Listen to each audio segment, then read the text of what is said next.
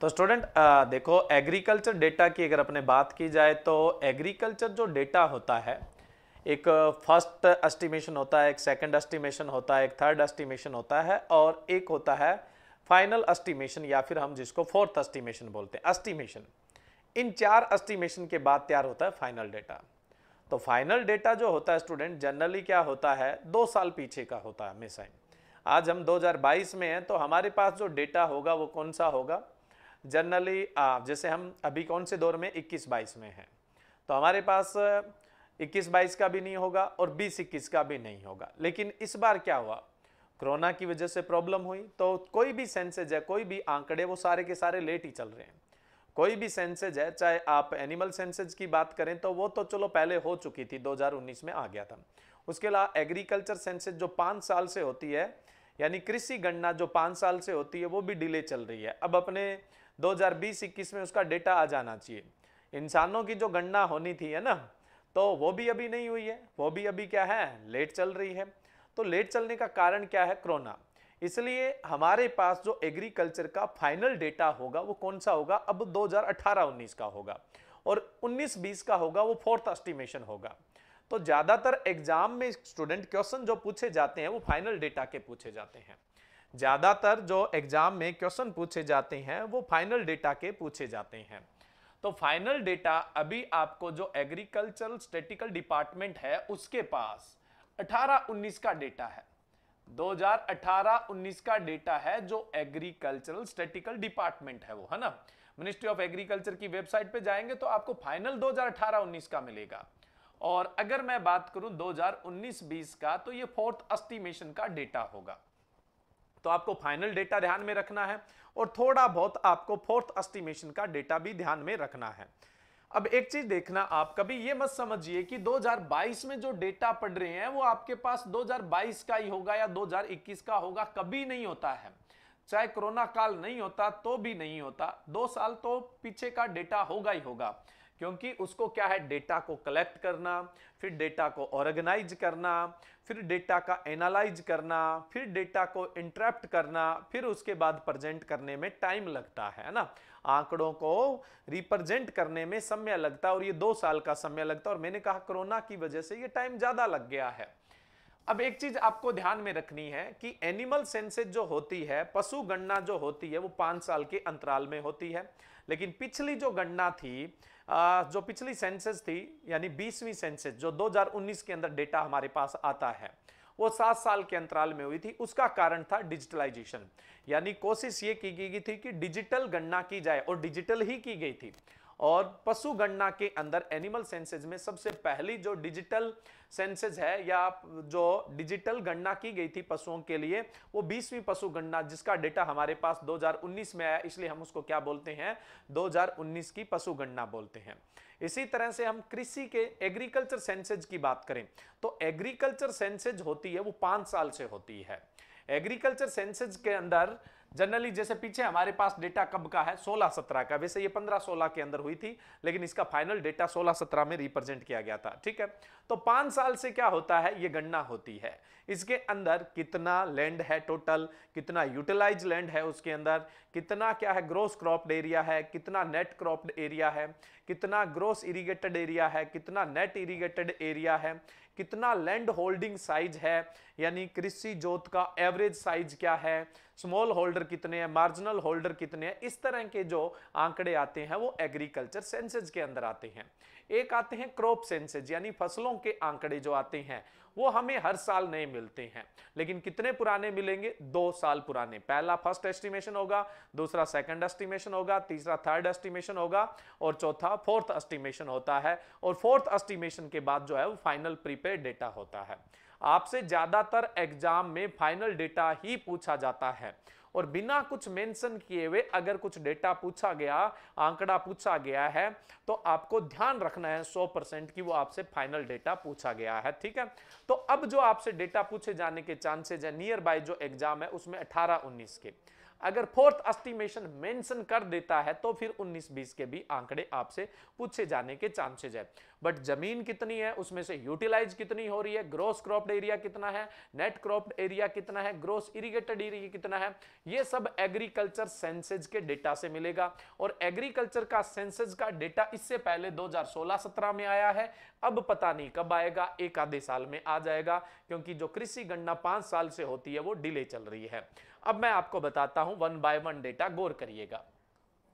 Geographical area, India का, भारत का जो टोटल जियोग्राफिकल एरिया है यानी भौगोलिक क्षेत्र है वो कितना है, 328 यानी 328.73 मिलियन हेक्टर है।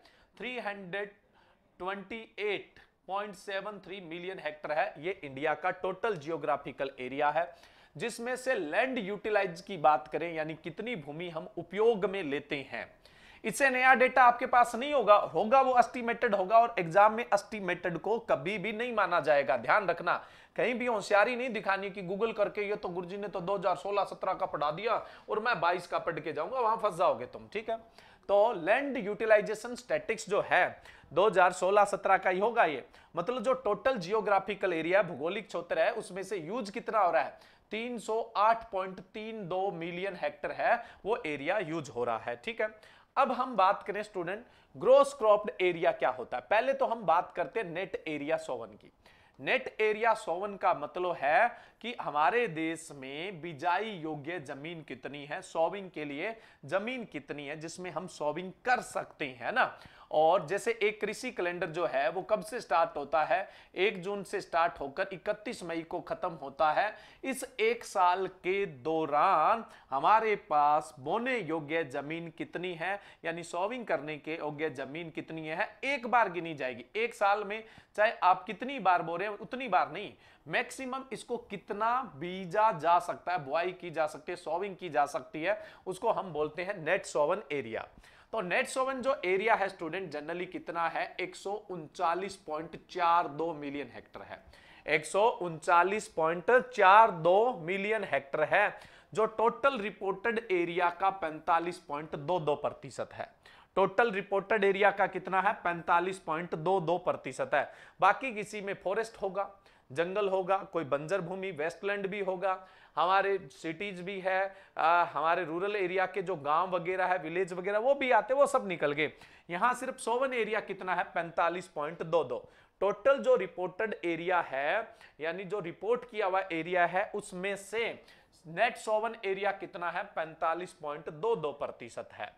अब बात आती है gross cropped area. Gross cropped area का मतलब क्या होता है स्टूडेंट, एक कृषि कैलेंडर के दौरान यानी एक कृषि वर्ष के दौरान आपके पास जो नेट सोवन एरिया था उसको आपने एक साल में 3 सीजन थे, खरीफ, रबी, जायद, तीनों सीजन में मिलाकर कितना बो दिया है।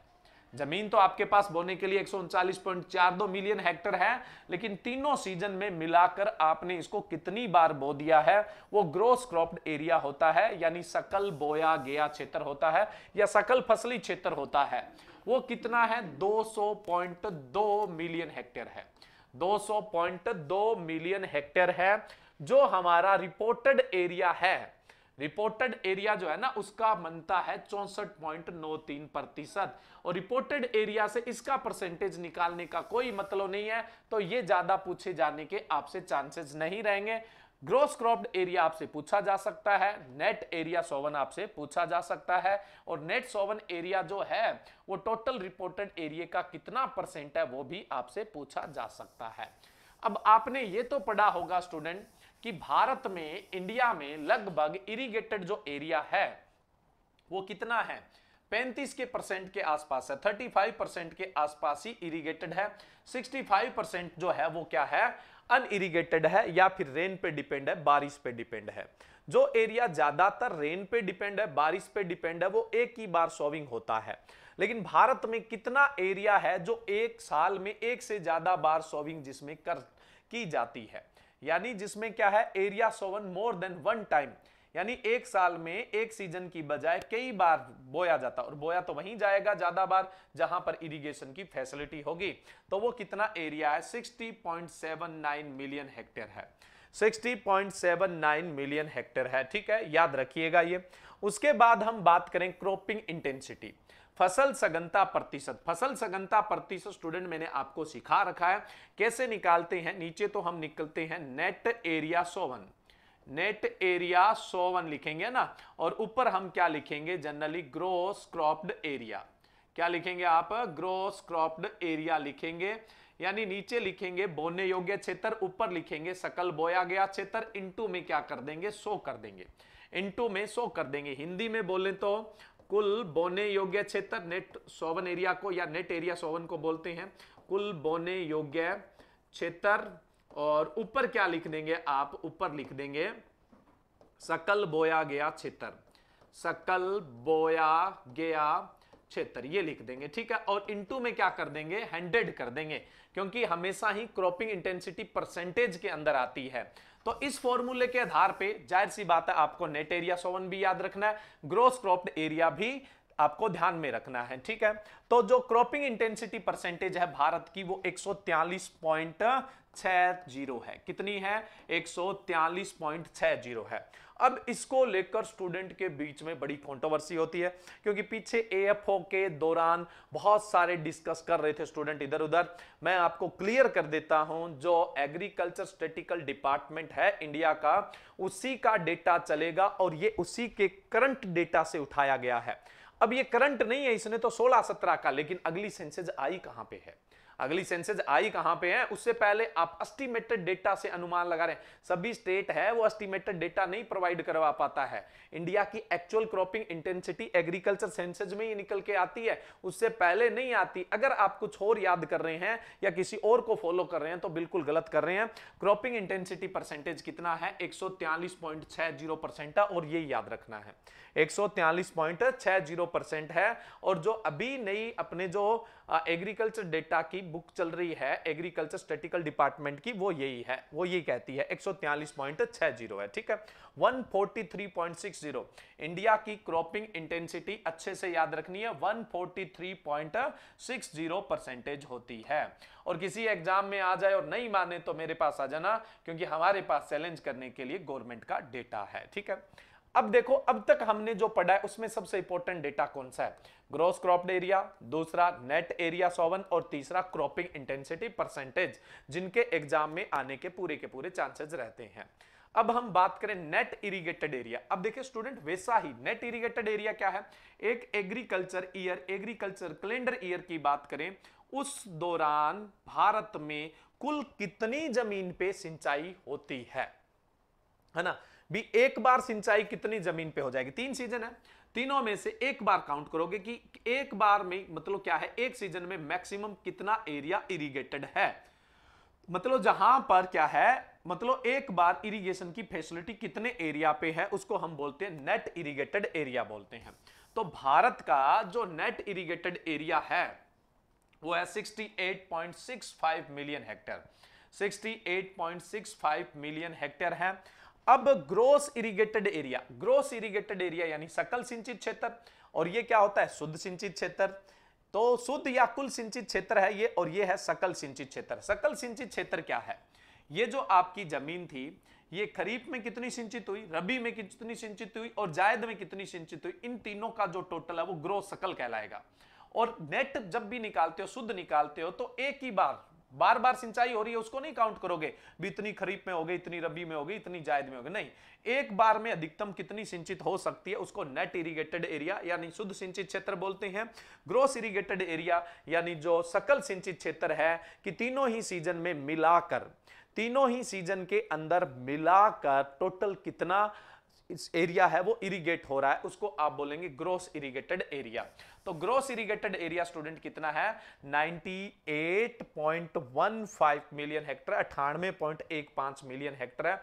और सेम उसी पैटर्न से आप इंटेंसिटी ऑफ इरिगेशन निकालेंगे, ये भी प्रतिशत में आती है, यानी सिंचाई की सघनता निकालेंगे। तो कैसे निकालेंगे, सेम वैसा ही फॉर्मूला, नीचे आप क्या लिखेंगे, net irrigated area, net irrigated area यानी शुद्ध सिंचित क्षेत्र, और ऊपर क्या लिख देंगे, gross irrigated area, gross irrigated area into में क्या कर देंगे, 100 कर देंगे, तो उससे इंटेंसिटी ऑफ इरिगेशन आ जाएगा। और भारत की इंटेंसिटी ऑफ इरिगेशन है 142.97, 142.97 भारत में जो है वो इंटेंसिटी ऑफ इरिगेशन है, यानी सिंचाई की सघनता है। ठीक है, और ये हमेशा प्रतिशत के अंदर आएगी। तो नेट इरिगेटेड एरिया भी याद रखना है, इंटेंसिटी ऑफ इरिगेशन भी याद रखना है, और ग्रॉस इरिगेटेड एरिया भी याद रखना है। अब स्टूडेंट यहां पे एक बड़ा शानदार डेटा है कि जो नेट इरिगेटेड एरिया है उसमें नहरों द्वारा कितनी सिंचाई होती है, केनाल से, और ट्यूबवेल से कितनी सिंचाई होती है, ट्यूबवेल से कितनी सिंचाई होती है। जैसा कि आप जानते होंगे कि भारत में सबसे ज्यादा जो सिंचाई होती है वो ट्यूबवेल से होती है। भारत में सबसे ज्यादा जो सिंचाई होती है वो ट्यूबवेल से होती है, और उसके बाद केनाल यानी नहरों से होती है। अमृतपाल राजस्थान का डेटा नेक्स्ट लेक्चर के अंदर, पहले तो 2 लेक्चर हमारे इंडिया के डेटा के लिए लगेंगे, उसके बाद हम क्या है राजस्थान का डेटा है वो डिस्कस करेंगे। ठीक है, जो जिस जहां का स्टूडेंट है वहां सबके डेटा डिस्कस किए जाएंगे, टेंशन मत लीजिए। पहले ऑल इंडिया के डेटा, जो केनाल है, देखो भारत में सबसे ज्यादा सिंचाई होती है ट्यूबवेल से, और उसके बाद होती है नहरों से। डेटा याद रखने की जरूरत नहीं है भी कितने क्षेत्र पे ट्यूबवेल सिंचाई कर रहा है, कितनों पे नहरें सिंचाई कर रही है, बट आपको यह याद रखना है कि भारत में 47.97% हिस्से पे, 47.97% हिस्से पे जो है वो ट्यूबवेल से सिंचाई होती है। ये नए डेटा का आंकड़ा याद रखना है आपको। ट्यूबवेल से सिंचाई कितने क्षेत्र पे होती है, 47.97%, यानी जो नेट इरिगेटेड एरिया है यानी शुद्ध सिंचित एरिया है उसका 47.97% है वो जनरली किससे सिंचित होता है, ट्यूबवेल से होता है। और नहरों से कितना होता है, 22.83%, 22.83% है वो सिंचाई का होता है। ठीक है, कोई भी एग्जाम दो, 1 2 3 क्वेश्चन आपके आंकड़ों से आएंगे और आपको अच्छे से ध्यान रखना है। तो 22.83% क्षेत्र पे नहरों पे, तो पहले नंबर पे ट्यूबवेल है और दूसरे नंबर पे क्या है, नहरें हैं। अब स्टूडेंट हम बात करते हैं लीडिंग स्टेट की। अब हम बात करते हैं कौन सी फसल के उत्पादन में कौन सा राज्य अग्रणीय है। इधर वैसे तो मैंने प्रोडक्शन भी दे रखा है और भारत में टोटल प्रोडक्शन में ये राज्य शेयर कितना करते हैं, अभी हम इसकी बात नहीं करेंगे। क्यों नहीं करेंगे, क्योंकि ये 2019-20 का एस्टिमेटेड डेटा है। आगे की स्लाइडों के अंदर 2018-19 और 19-20 दोनों का साथ में दिया हुआ है, तो वहां पे हम इनका डिस्कस करेंगे। एक बार इसका डिस्कस अपने को नहीं करना है, क्लियर है। एक बार प्रोडक्शन का और share in all India production, Bharat के कुल उत्पादन में कितने हिस्सेदारी है उसका हमें कोई डिस्कस नहीं करना है। अभी हमें सिर्फ राज्यों के नाम देखने हैं, स्टेट के नाम देखने हैं। सबसे पहले हम बात करते हैं स्टूडेंट फूड ग्रेन यानी खाद्यान्न में। फूड ग्रेन तो समझते हो ना, इतने बड़े स्टूडेंट तो समझते ही होंगे, सीरियल प्लस पल्सेज को मिला के यानी अनाज प्लस दलहन दोनों को मिला के क्या बोला जाता है, फूड ग्रेन बोला जाता है ना, खाद्यान्न बोला जाता है। तो खाद्यान्न उत्पादन में अग्रणीय राज्यों की बात कर रहे हैं। राइस प्रोडक्शन में फर्स्ट है वेस्ट बंगाल और सेकंड है वो कौन सा है, उत्तर प्रदेश है। और उत्तर प्रदेश बहुत जल्दी हो सकता है वेस्ट बंगाल को बीट भी कर सकता है, क्योंकि उत्तर प्रदेश में लगातार प्रोडक्शन इंक्रीज हो रहा है। और तीसरे नंबर पे कौन सा आता है, पंजाब। तो सबसे ज्यादा अभी सिर्फ प्रोडक्शन की बात कर रहे हैं, न कोई प्रोडक्टिविटी की बात हो रही है न किसी एरिया की। बात सभी की होगी लेकिन 1 बाय 1 होगी। ठीक है, तो प्रोडक्शन में फर्स्ट पोजीशन पे वेस्ट बंगाल है, सेकंड पोजीशन पे उत्तर प्रदेश है और थर्ड पे कौन सा है, पंजाब। राइस में व्हीट गेहूं की अगर बात करें तो गेहूं में फर्स्ट है उत्तर प्रदेश, सेकंड है मध्य प्रदेश और थर्ड है पंजाब। प्रोडक्शन में बात करें उत्पादन में first Uttar Pradesh, second Madhya Pradesh, third कौन सा है, पंजाब है। नेक्स्ट हम बात करें मेज यानी मक्का की। मक्का उत्पादन में फर्स्ट है कर्नाटका, सेकंड है मध्य प्रदेश और थर्ड कौन सा है, तेलंगाना है। ठीक है, नेक्स्ट अपने बात करें टोटल न्यूट्रियल या कोर सीरियल्स, मोटा अनाज या जो पोषक अनाज होता है ना, उसके उत्पादन में अग्रणीय राज्य कौन से, लीडिंग स्टेट कौन से, फर्स्ट है राजस्थान, सेकंड है कर्नाटका और थर्ड है मध्य प्रदेश। ठीक है, तो ये क्या है, लीडिंग स्टेट है। नेक्स्ट अपने बात करें टोटल पल्सेज में यानी जो दलहन है उनमें बात करते हैं। 1 बाय 1 भी क्रॉप की बात करेंगे, बट यहां से डेटा पूछे जाने के चांसेस बहुत होते हैं। टोटल पल्सेज की बात करें यानी कुल दलहन की बात करें तो फर्स्ट राजस्थान है, सेकंड महाराष्ट्र है, थर्ड है वो मध्य प्रदेश है।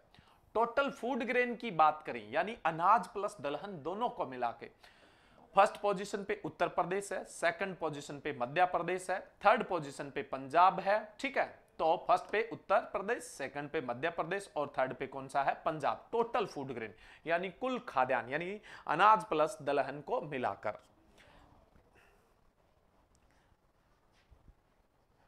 स्क्रीनशॉट लेना है, कोई बात नहीं, स्क्रीनशॉट ले लीजिए, ये ले लीजिए स्क्रीनशॉट। मैंने कहा प्रोडक्टिविटी पे अभी हम बात ही नहीं कर रहे हैं, पहले हम प्रोडक्शन पे बात कर रहे हैं। प्रोडक्टिविटी का सवाल ही नहीं आना चाहिए, प्रोडक्टिविटी भी पढ़ाई जाएगी, डेटा कुछ नहीं बचेगा। तुम्हारी श्रद्धा होनी चाहिए कि तुम कितना पढ़ पाओगे ना, मेरी तरफ से कुछ नहीं बचेगा। हो गया स्क्रीनशॉट, तो इसका भी अगर कोई स्क्रीनशॉट, हालांकि पीडीएफ मैं शेयर कर रहा हूं, ये आपको पीडीएफ मैं आपको शेयर कर रहा हूं ये, लेकिन फिर भी आपका मन है स्क्रीनशॉट लेने का, क्योंकि आप जानते हो कि मैं भूलता बहुत हूं ना, इसलिए पहले ही सिक्योर हो रहे हो। हो गया होगा इसका भी स्क्रीनशॉट, इसका भी स्क्रीनशॉट लेना चाहते हो तो ले लीजिए।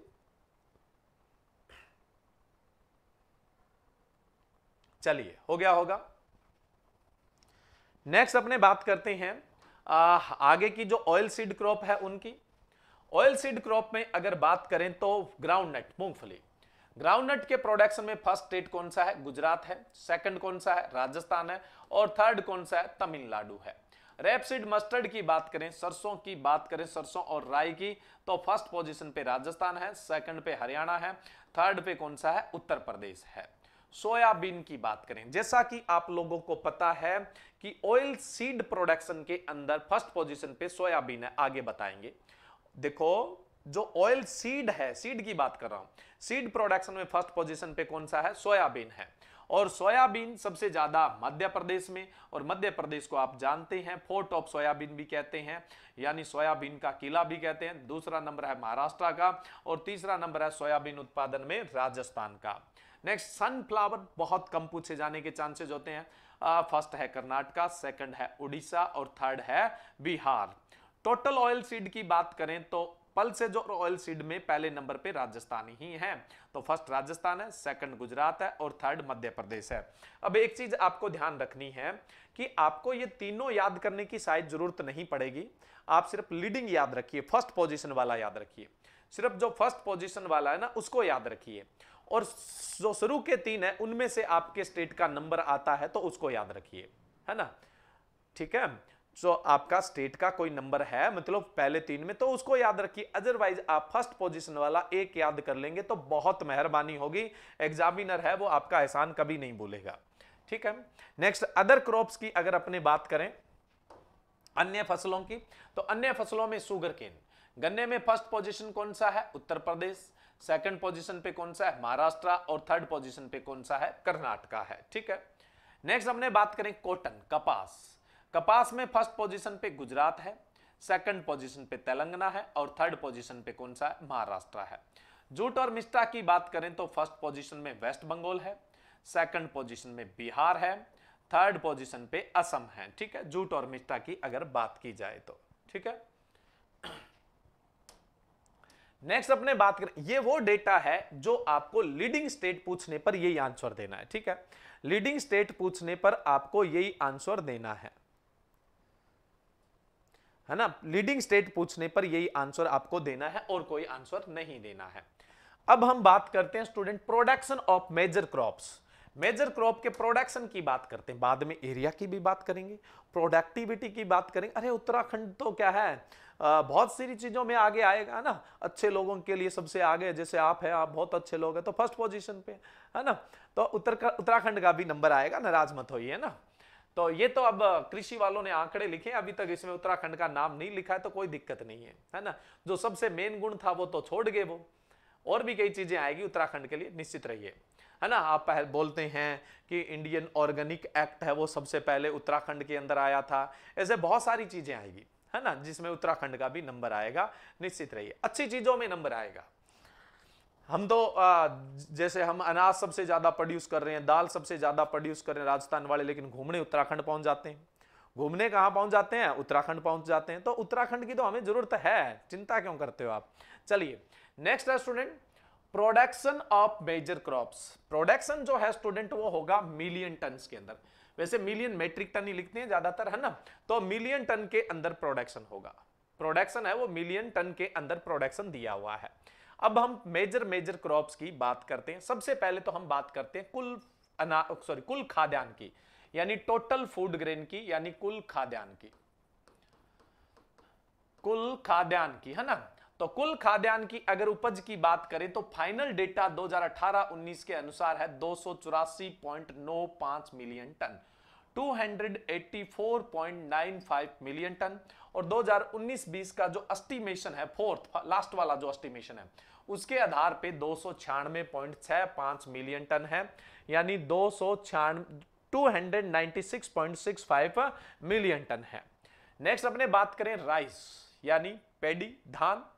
धान में 2018-19 फाइनल डेटा के अनुसार जो प्रोडक्शन है वो है 116.48 मिलियन टन, 116.48 मिलियन टन। और 2019-20 का जो एस्टिमेशन है उसके आधार पे है 118.43, 118.43 मिलियन टन है, ठीक है। नेक्स्ट हम बात करें वीट यानी गेहूं की, मेजर क्रॉप्स की बात करेंगे, सबकी नहीं।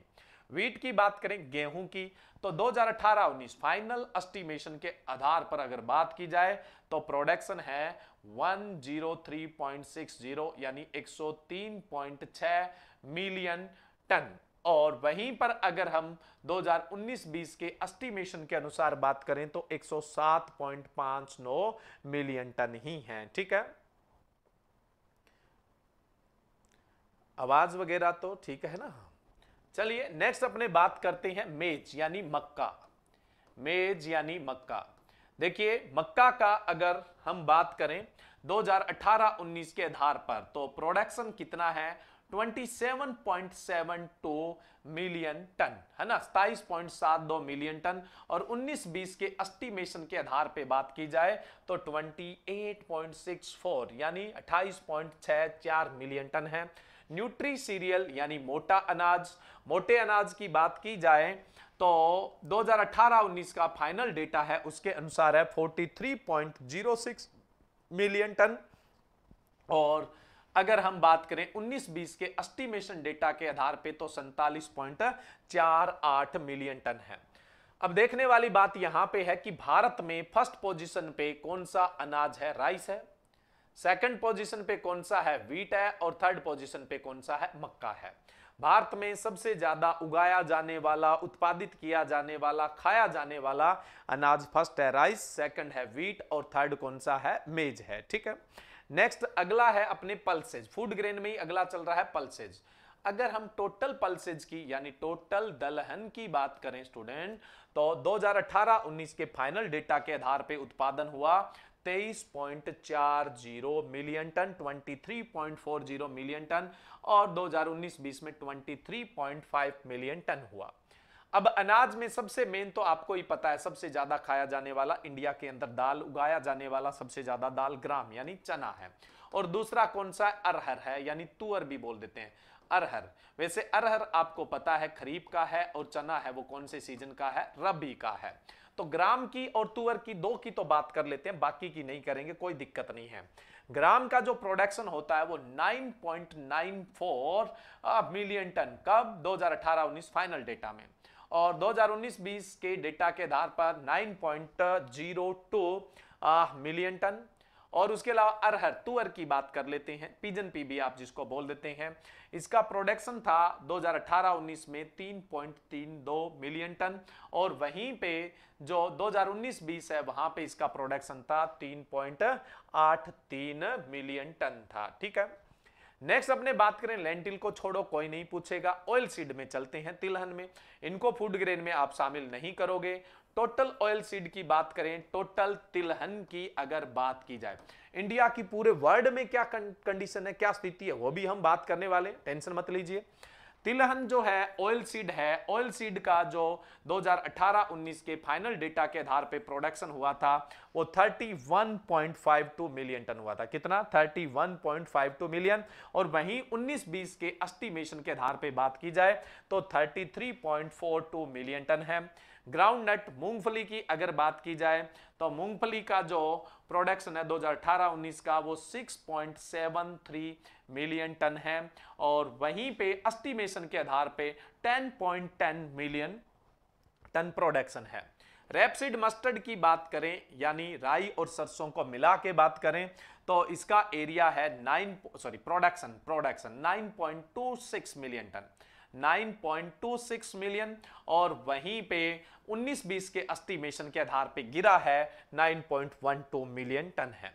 सोयाबीन देखिए, सोयाबीन में अगर आप देखेंगे तो प्रोडक्शन है सोयाबीन का 13.27%, 13.27 मिलियन टन, और 2019-20 में इसका प्रोडक्शन गिरा है 11.22 मिलियन टन है।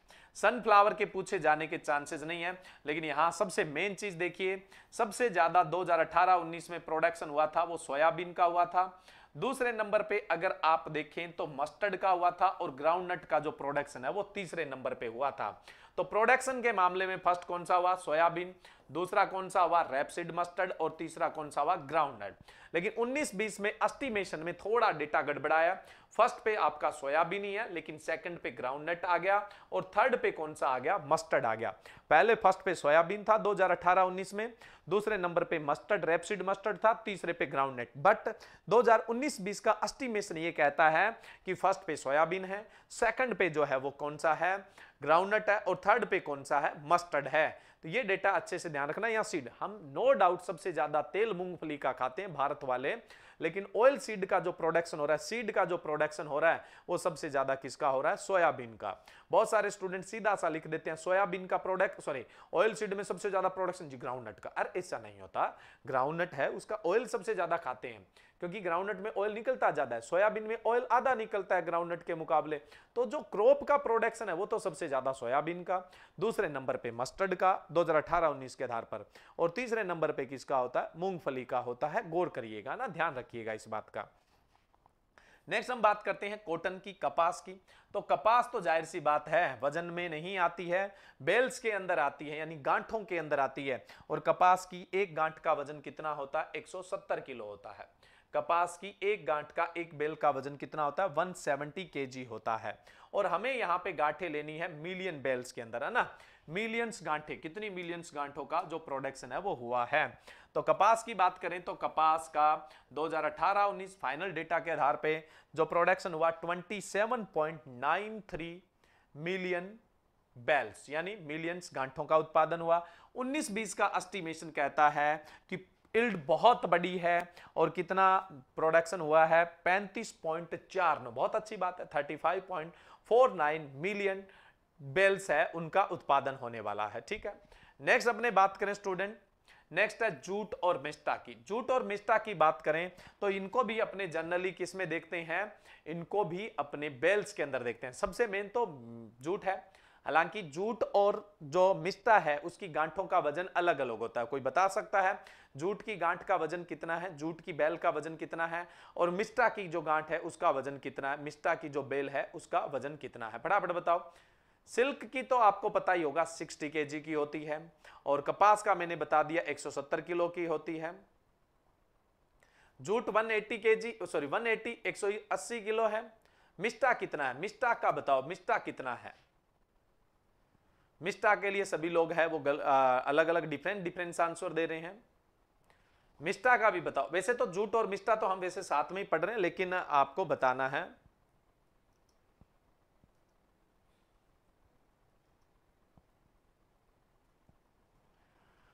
बताओ भाई कितने किलो का होता है मिस्टा जो होता है? 160 केजी का होता है। चलिए कोई नहीं, 160 केजी का, लेकिन कल के लिए मैं आपको असाइनमेंट दे रहा हूं एक तरह से। जूट की बेल का एक्यूरेट वजन और मिस्टा की वेट, मतलब जो बेल होती है उसका एक्यूरेट वजन। अभी हम जूट और मिस्टा इकट्ठा पढ़ रहे हैं, तो कितने किलो का मान के चलेंगे? 180 केजी का। कितने का? 180 केजी का, क्योंकि पीछे मैंने आपको क्विज के अंदर कंप्लीटली और ढंग से करवाया था। जूट और मिस्टा की जो बेल है वो 2018-19 में कितनी प्रोड्यूस हुई? 9.82 मिलियन बेल्स, और वहीं पे 19-20 में होने की कितनी संभावना है?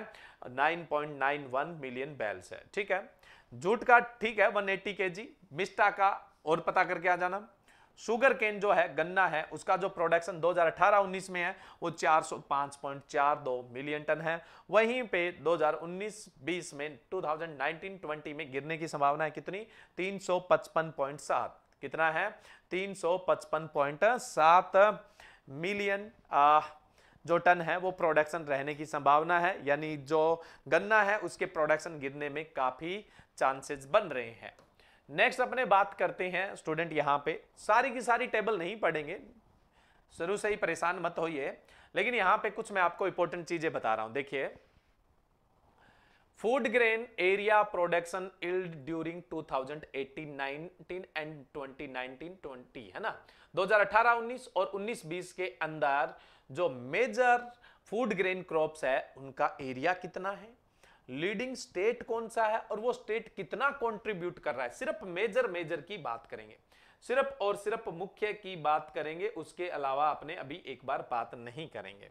ठीक है, ठीक है भाई, जूट 180 किलो है, मिस्टा 160 किलो है, सिल्क 60 किलो है, या कपास 170 किलो है, ठीक है मैं मान रहा हूं, लेकिन फिर भी आप कल कंफर्म करके आना। ठीक है, देखिए सबसे पहले अगर हम स्टूडेंट बात करें फूड ग्रेन में लीडिंग स्टेट की, तो फूड ग्रेन में लीडिंग जो स्टेट है वो कौन सा है, उत्तर प्रदेश है, एरिया वाइज भी और प्रोडक्शन वाइज भी। खाद्यान्न उत्पादन में जो अग्रणीय राज्य है फर्स्ट पोजीशन पे उत्तर प्रदेश है। कौन है, उत्तर प्रदेश है। अब देखिए स्टूडेंट 2018-19 के फाइनल डेटा के आधार पे अगर मैं बात करूं, 2018-19 के फाइनल डेटा के आधार पर अगर मैं बात करूं तो उत्तर प्रदेश के अंदर जो एरिया था 2018-19 में, जो एरिया था वो कितना था, 19.49 था। कितना, 19.49 एरिया था, जो भारत के कुल खाद्यान्न एरिया के, इंडिया के टोटल फूड ग्रेन एरिया का 15.62% भाग है। यानी उत्तर प्रदेश में 2018-19 में फूड ग्रेन के अंदर एरिया कितना था, 19.49, 19.49% था, जो टोटल भारत के फूड ग्रेन एरिया का 15.62% है। एरिया वाइज बात कर रहे हैं।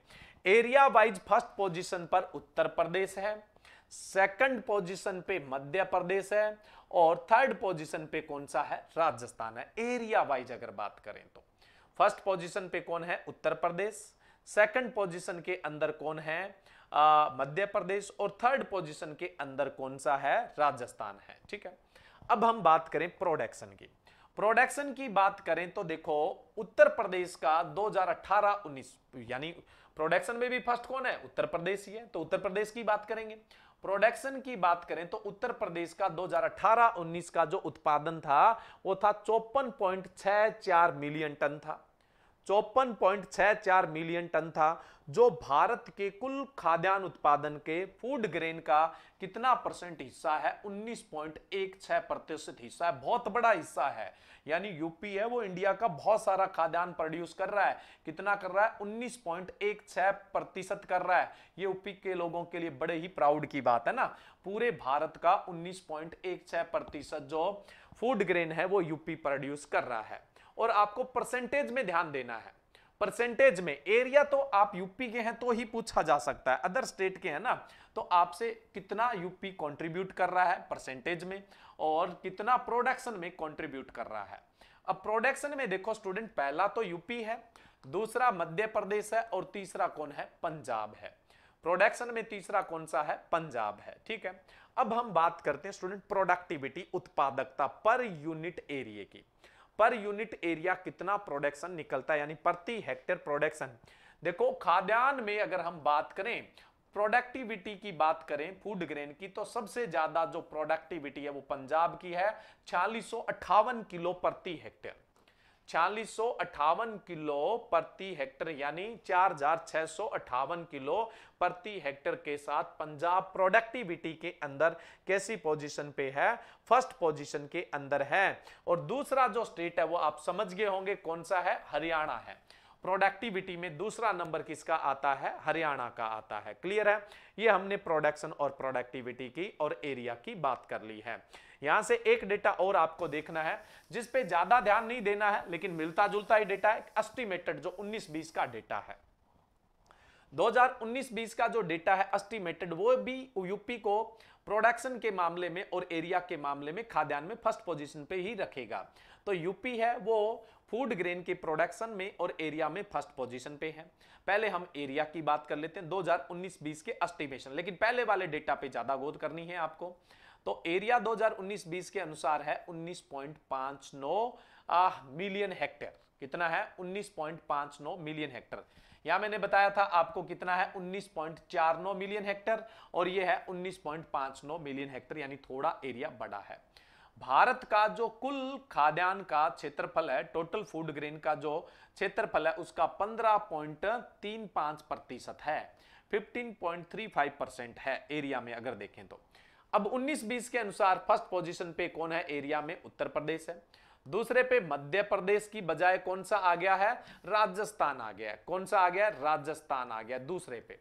लेकिन फाइनल डेटा 18-19 में दूसरे नंबर पे मध्य प्रदेश है, और एस्टिमेशन में तीसरे नंबर पे मध्य प्रदेश है और दूसरे पे राजस्थान है। ठीक है, जस्ट उल्टा हो गया इनके साथ। अब हम प्रोडक्शन की बात करें 19-20 के एस्टिमेशन के आधार पे, तो यूपी ही सबसे ज्यादा लार्जेस्ट प्रोड्यूसर है, और जिसका उत्पादन है 55.03 मिलियन टन, जो भारत के कुल खाद्यान्न का 18.55% प्रोड्यूस करता है। और प्रोडक्टिविटी में 2019-20 में भी पंजाब फर्स्ट पे है और हरियाणा सेकंड पे है। 19-20 में पंजाब की जो प्रोडक्टिविटी है वो कितनी है? 4519 है। कितनी है? 4519 किलो प्रति हेक्टेयर है। अब हम पूरे नेशन की बात कर लेते हैं, पूरे देश की बात कर लेते हैं। भारत में 2018-19 के अनुसार फूड ग्रेन का टोटल एरिया था 124.78 मिलियन हेक्टेयर। 124.78 मिलियन हेक्टेयर था, जिससे जो उत्पादन हो रहा था वो 285.21 मिलियन टन है। और भारत की खाद्यान्न की जो एवरेज प्रोडक्टिविटी है, औसत जो उत्पादकता है वो कितनी है? 2286 किलो है।